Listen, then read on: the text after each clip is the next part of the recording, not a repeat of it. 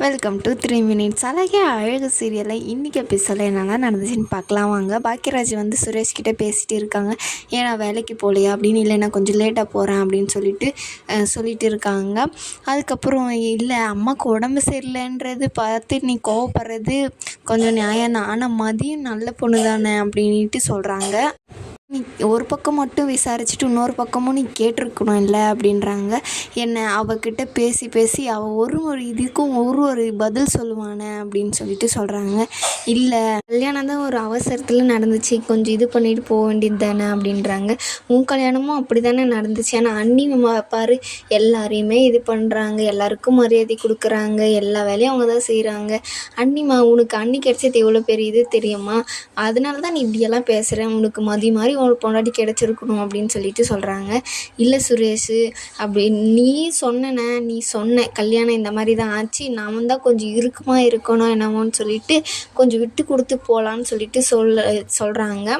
எதுனா ஃபேனை போடுன்னு ஆஃப் பண்ணுவா, பண்ணாதன்னு சொன்னால் அதை தான் வேணுமெடுத்துக்கே பண்ணுவானே அவகிட்ட எல்லாம் ஒரு வார்த்தை பேசுகிறதுக்குன்னு அதுக்குன்னு 3/4 மணி நேரம் 1/2 மணி நேரம் பேசுவா.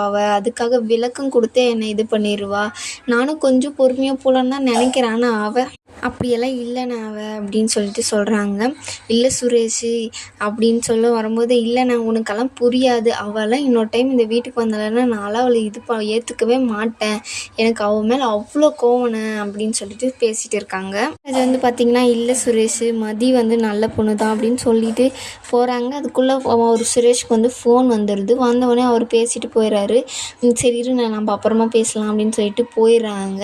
அதுக்கப்புறம் நம்ம மதியை வந்து அவங்க அப்பா அம்மாலாம் வந்து நல்லா தூங்குனியா அப்படின்ட்டு, நான் இன்றைக்கி தான் ரொம்ப நாள் கழித்து நல்லாவே தூங்கினேன் அப்படின்ற மாதிரி அவங்க சொல்கிறாங்க.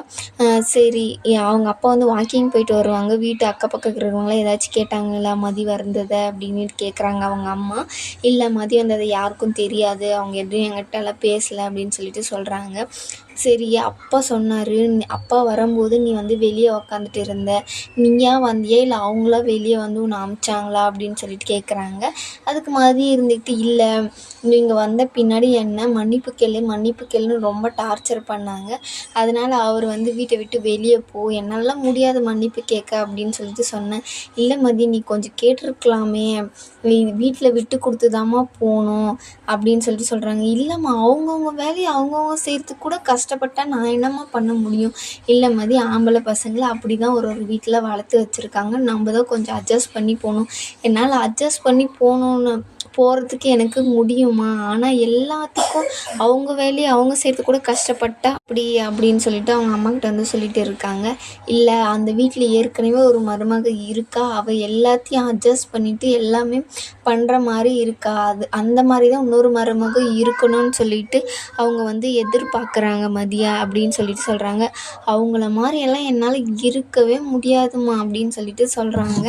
மலர மாதிரியெல்லாம் இன்னொருத்தர் இருக்க வாய்ப்பே கிடையாது அப்படின்னு இருக்காங்க. அவங்க அப்பா இருந்துக்கிட்டு, சரி விடுங்க, அவளை வந்து இது பண்ணாதீங்க அப்படின்னு நீ ஒரு வாரம் இருக்கியோ 10 நாள் இருக்கியோ மதி நீ இங்கேவே இரு அப்படின்னு சொல்கிறாங்க. அதுக்கப்புறம் வந்து சுரேஷ் வந்து பார்த்திங்கன்னா கரெக்டாக நம்ம தங்கராஜை வந்து ஃபோன் பண்ணுறாங்க.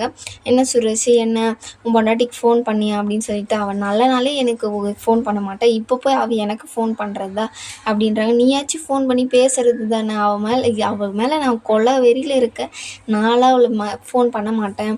இல்லை சுரேஷ், அவளாக வீட்டுக்கு போய் கூட்டிகிட்டு வந்துட போகிறீங்க, அவங்க வீட்டில் சொல்லி அப்படி இப்படி கூட்டிகிட்டு வந்து விடணும், அது வரையும் நீங்கள் பொறுமையாக இருக்கணும், போய் கூட்டிகிட்டு அவன் மேலே பாசத்தில் போய் கூட்டிகிட்டு வந்துட போகிற அப்படின்றாங்க. அவன் மேலேயாவது பாசமாகுது, எனக்கா அதெல்லாம் வரவே வராது, அவன் இப்போ பர்மனெண்ட்டாகவே அவங்க வீட்டில் இருந்துட்டு போயிட்டோம் விடுங்களேன், நான்லாம் போய் கூப்பிட வேண்டியதாக இல்லவே இல்லை அப்படின்னுறாங்க. அதுக்கு அவர் இருந்துக்கிட்டு, இல்லை பொண்டாட்டி நான் உனக்கு கீழே இருக்கணும், நீ அவளை பார்த்தாவே நடுங்குறிய, யார் நான்லாம் அப்படி இல்லவே இல்லை அப்படின்றாங்க. பின்ன என்ன பாக்கியராஜ் கேவலம், அவன் கூட அவன் பொண்டாட்டி அவள் கீழே தான் வச்சுட்டு இருக்கான் அப்படின்னு அவருக்கு சொல்லி கொடுத்துட்டு இருக்காரு. இல்லை நாளை போய் கூப்பிட மாட்டேன், அவளாக வந்தால் அவள் வரட்டும், இல்லை நான் அங்கேயே கூட இருந்துட்டோம் அப்படின்னு சொல்லிட்டு இருக்காங்க. பாக்கியராஜ் இவருக்கு தங்கராஜுக்கு வந்து செம்மையாக சந்தோஷம் ஆயிரும். அவங்க ஒரு வீட்டில் ஒரு பிரச்சனைனா அவருக்கு அப்படியே குழுன்னு இருக்கிற மாதிரி இருக்கார் அவர்.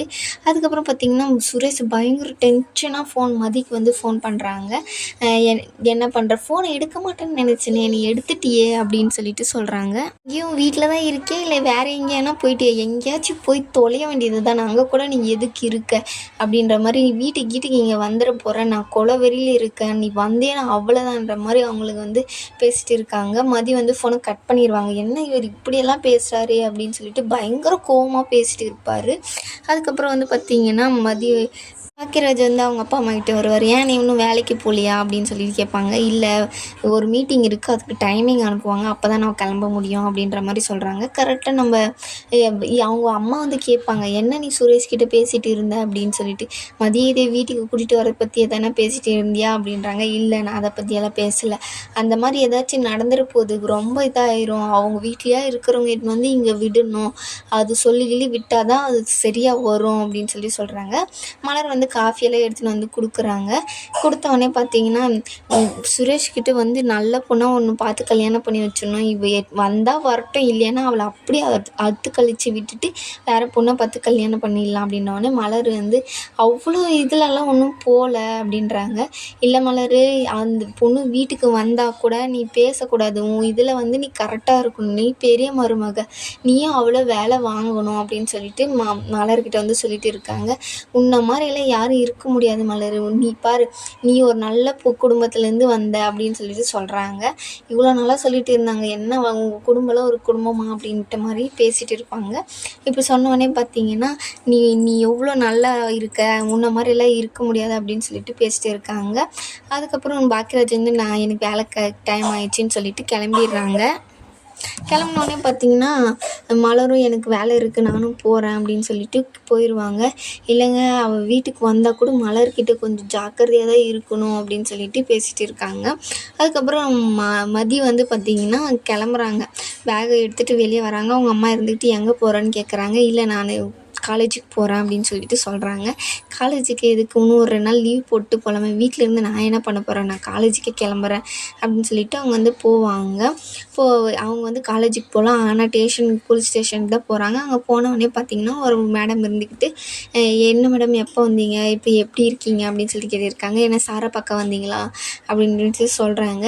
சொன்னோடனே ஆமாம் அப்படின்னு சொன்னோடனே கதவை ஓப்பன் பண்ணுறாங்க. இதோட இந்த எபிசோடு முடியுது. மறக்காமல் ஒரு லைக் அண்ட் சப்ஸ்கிரைப் பண்ணிடுங்க.